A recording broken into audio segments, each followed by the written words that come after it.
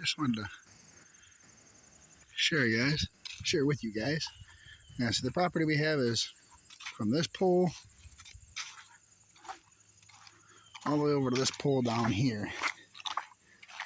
So waiting for the garbage man to come. It's garbage day.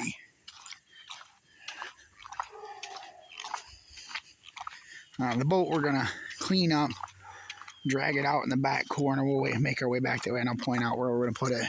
But we have a third of an acre, 2 lots. It comes all the way over to this pole here. We still have to clean all this up. Plan on possibly leaving one of the best maples, thinking maybe that one or one a little bit further in so we don't deal with the power line.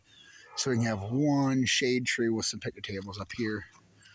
Because I want to have a good maple shade, good shade for the maple. Or we're looking at the cherries, because the wild choke cherries out here, they do bloom beautifully in the spring. So we're still debating on if it's going to be cherry or if it's going to be a maple. I'm thinking maybe possibly the cherry. But yeah, we've gotten all this cleaned up. There were so many trees, you couldn't even see the house from Google Maps when we first started. But like I said, they're falling down on the house, and we already just had one. That one snapped off last big storm. I just straightened out the dang shed, used ratchet straps and straightened it back out, and the tree snapped right off, slammed down on it, put it on 3 times more of a lean than what it ever was. I can't even close the door now, so I got to get the come along out there now. It's too much for the ratchet straps. But we're going to clean this up, get all the bull crap out of it, power wash it, slap a new floor in it, and all the way in the back corner over here. Yeah, this 2-truck was already here when we moved in. We got Grandpa, well, grandparents used to own the house over that way, and now the grandpa lives across the road. So 2 generations, so kind of back, well, 3 generations, because son, grandson, and now dad is across the road because son's got grandpa's home. Really, really cool neighbors. Straight down to earth people. But right over here in this corner is kind of a disaster to get to it. Well, we were thinking about doing the wood chipper because we want to save the wood chips to add carbon to build soil, but at this point in time, winter's getting close, and it's just such a disaster. Like, we've got cords and cords of firewood laying everywhere, so I got to get all that stacked down over there on the property line. And playground probably isn't going to get assembled until next year, but we have the kids' clubhouse. Rosie's looking for the video. She'll get that uploaded. We have a 2-story clubhouse, the swing set that we actually had installed in the living room for them when we lived in Flint area. It was Grand Blanc, but it was technically Flint. A lot of the bull crap from Flint was there. We had shootings in the trailer park and a bunch of other crap. People break in, steal, drugs all the time. Like, not a good place. So, yeah. But we had the clubhouse built because we wanted to keep the kids entertained and constantly exercising. So we did. We just turned the whole living room. They constantly destroyed couches. So we turned the whole living room into pretty much a playground. We built them 2 matching bunk beds that went with the clubhouse. They're damn near almost Michigan colors for football, the blue and gold. But we painted it blue, and then I did took a 2x4 the right size and did the brick pattern, and we were working on doing the letters as well as the like cursive letters and that, because there's still things we think the kids should learn that the state and the government says, oh, no. Morals, understanding, like cursive, something we have to sign for everything. Now it's just a scribble because of cursive. All right, well, I'm getting off subject. But yeah, we're going to clean up the boat. We're going to bury it halfway. We're going to put a little like fake dock around it with a rope bridge coming over to the clubhouse. And the kids are insisting they want me to build a swing set big enough for every single one of them. So that's going to be a grand total of at least 7 swings on one set. And that's just the sitting swings. They also want tire swings as well as rope swings because they had one they really liked. They just took a piece of 2x6 rope, drilled a hole through it, put a knot on it, and they just sit on that board and swing around like crazy. They loved it. We always, it was kind of a combination because they had the rope with the knots to climb with the rope swing. The only problem we really had with that swing setup is all of it was 2x4s.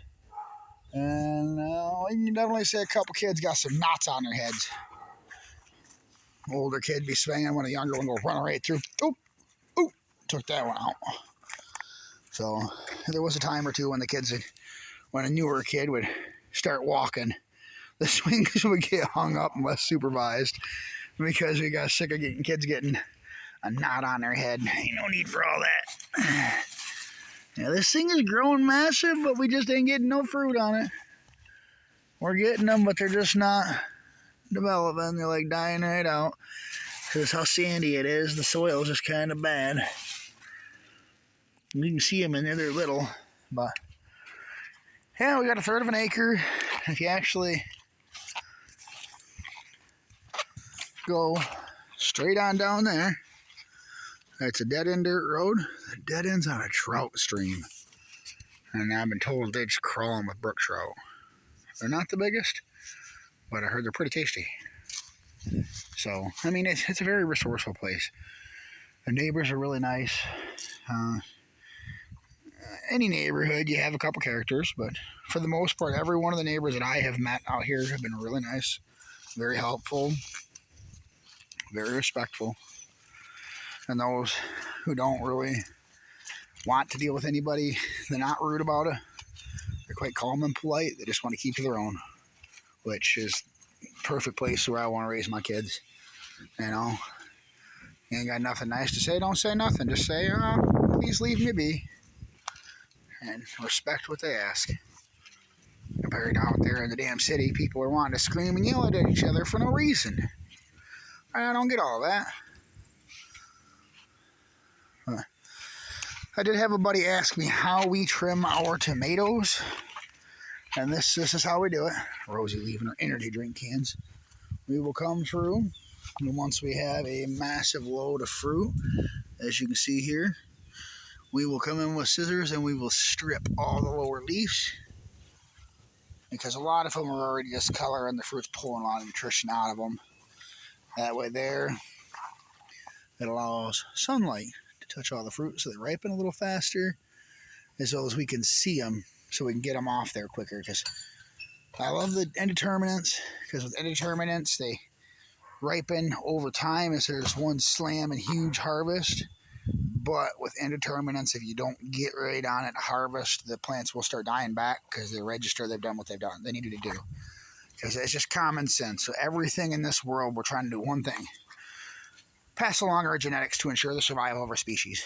So when a plant registers that it has fully successfully produced fruit to ripe, that means its seed's ready, and once its seed's ready, it has finished its job. It's done. That's where a lot of people, I see their cucumbers kill off real quick, because the same thing.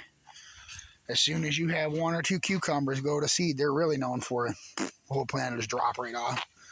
Now we just get this big old thing of good watering. And you can tell the puppies have been in here snapping my leaves right off them.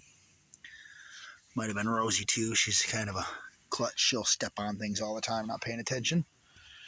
But yeah, just wanted to share the property. Like I said, once we get things squared away, we will get back working over here to probably next year.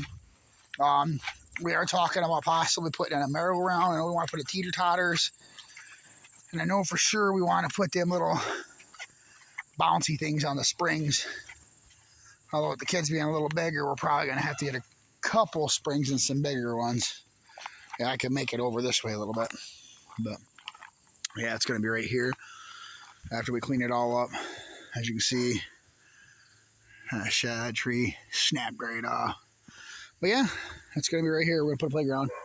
Property line comes right on through, and this whole corner right here is going to be, like I said, we're going to set it right on up. They're going to have their 2-story clubhouse. We're going to put an ease, one of them overhang type deals over the swing set so the kids can be able to swing out here at all times. Want to get them to where they outside as much as possible, because like I said, we got a tiny house, 26 by 12 on the exterior measurements, so we're going to definitely have to make as much outside space as possible to keep them entertained and out of the house. Well, thanks again for watching. Remember, keep it growing. Homesteading's a life.